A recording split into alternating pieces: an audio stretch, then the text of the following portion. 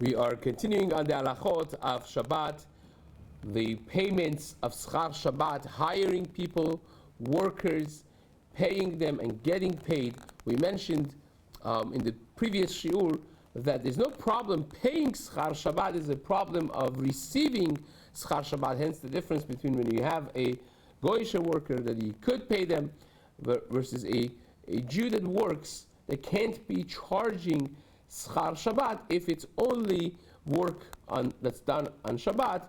And we mentioned the exceptions to the rule of having havla'ah, that if you are hiring them for more than just Shabbat, if it's a week hire, and you pay them a lump sum for the entire week, even though that includes Shabbat, that havla'ah is mutar.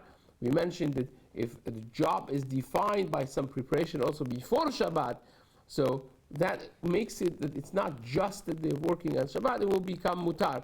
We mentioned the babysitters, for instance. If you tell them to prepare the parasha, it's not just the service, but it's also something that they've prepared and they've done from before Shabbat, it will be fine.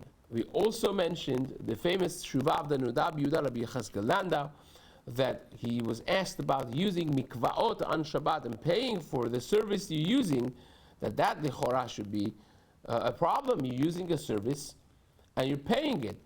The person that is receiving, the owner of the mikveh, should lichora be in transgression of receiving schar Shabbat. And says, this is again every woman's mikveh, or for those who men also go to mikveh on Shabbat, and the people are going on Shabbat and paying on Motzei Shabbat for it, it will become a potential problem, to which the Rabbi Yehuda writes to, is a Mechadesh, is a Chiddush, the Rabbi Yehuda says that the concept of Havla'ah is not just when you have days outside of Shabbat and the day of Shabbat, Nivla, it's included together with them, but any payment of Heter with the payment of Shabbat will be considered havla. So therefore, says the Rabbi Yehuda, if you have goods that you are offering, that good that you offer is now not necessarily asur to charge for, because again, if you come to get a bottle of ketchup from me, and I give you a new ketchup, and on Motzei Shabbat you want to pay for it, that's not asur, because you're paying for the goods that you received from me, and that is mutar. So says the Rabbi, therefore, the payment that they pay for mikveh has two parts to it. One part is the services that they're using. That's not goods, but the part of it is goods that they're using. The shampoo and the soap and all those things that are used in the mikveh that has monetary value, that is mutar to charge for. So the payment that the X amount of dollars that they charge, half of it, or part of it, is for the goods, part of it is for services, and that by itself is considered havla'ah, and hence will be mutar, says the Rabbi Yehuda. Now, the Shulchan Aruch is going to have one more additional piece over here as well. Maran writes in Seif Hey, in Siman Shin Vav, Asur la'askir chazanim, it is prohibited to hire chazanim leitpalel b'Shabbat, that they are only working on Shabbat to do the job. This is a Mordechai in Perek Afalpi, and Yeshmi Shematir. Maran writes that there are those who argue, and they say it's mutar. Again, the Bet Yosef brings this. This is also Mordechai B'Shem Rabbeinu Ephraim, and Rabbeinu Shmuel says the Shulchan Aruch machloket. The Rama adds v'im scharo leshana or lechodesh lekula alma shari. But if you are hiring him for a year or for a month, it's not just for Shabbat, then it will be mutar. Now, the opinion in Shulchan Aruch, the second opinion that holds that it's mutar, even if it's only for Shabbat, it holds that for sorech mitzvah, it is mutar. Mishnah Berurah writes, Sevira ledem b'makom mitzvah lo gazru rabanan. The gezerah of schar Shabbat does not include sorech mitzvah, umikol makom eno roeh siman bracha. Even that mandamar holds that you won't have siman bracha in the money you're making on Shabbat, but at the end of the day will be mutar. So this is the debate, and it will include many of the jobs. If you are hiring a Baal Tokea to blow the shofar on Rosh Hashanah, it will be the same halacha as well. So says the Mishnah Berurah, Mikol Makom, Asur Liskor HaChazan or Tokea B'Shabbat Yom Tov Gufa. Certainly, even according to the lenient opinion, you cannot hire them actually on Shabbat. Hire them on Yom Tov, that you cannot do.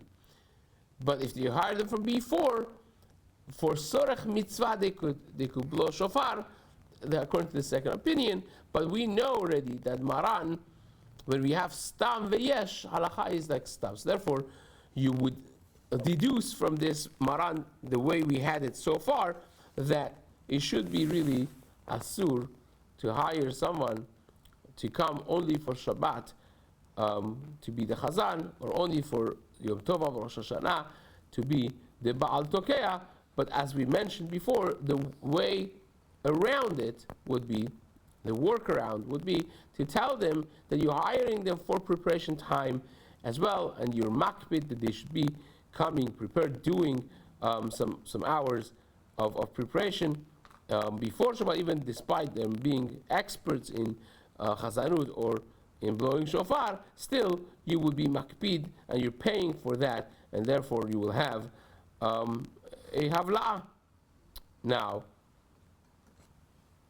the Rashba writes in Tshuva, this is just an interesting side point, in Siman Tafresh Sadi Hey and Tafresh Sadi Aleph, that is better to hire someone for pay to be the Chazan and Shaliach Tzibur versus having someone to do it for free, because there's more responsibility that they take, and also it does not make the bima open for all, that anyone that wants gets up to the bima and becomes the Chazan. They know that someone is in charge of it, someone is hired to do it, and that, says the Rashba, works much better. Now,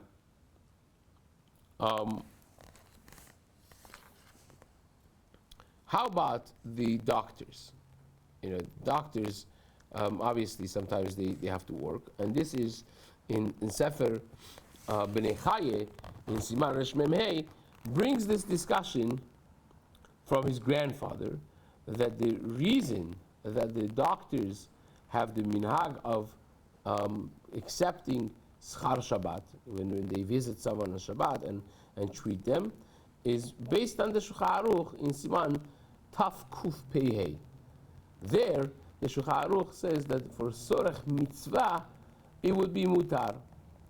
And Yosef Chazan, he is the grandfather of Reb Chaim Palaji. He was a tremendous gaon, as the Ravan Abedin in Turkey. He is known as a Sefer Chikre Lev, but he has other works, a fantastic work of Lamdut and Bekiut. He's known as like the counterpart to Shagat Aryeh, a wonderful, wonderful Sefer.